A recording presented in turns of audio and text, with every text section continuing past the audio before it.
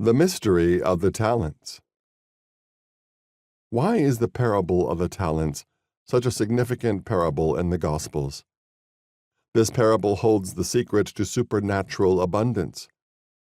In the parable, the Lord audited his servants to see what they did with what he gave them. In other words, what they received next was contingent upon what they did now. Your next is always determined by your now. What have you done with what God already gave you? How are you investing your time, talents, and treasures? How you manage what is in your hands now will determine how much God can entrust you with. Poverty is not about not having.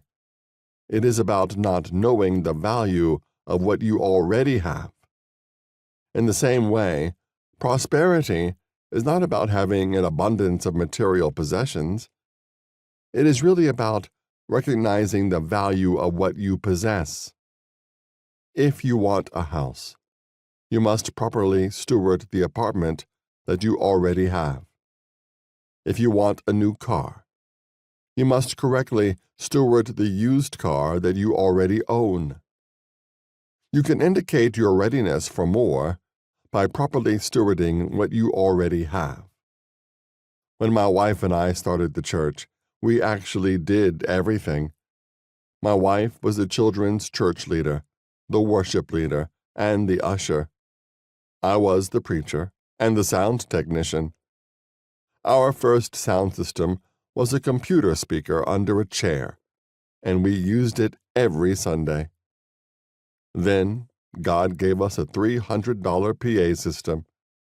We had to purchase it from a sound equipment store on credit.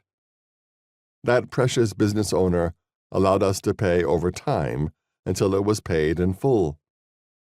We paid the balance on time. God was testing our faithfulness. Every Sunday, I went to the hotel early and set up the sound system. I kneeled down and placed electrical tape over the wires.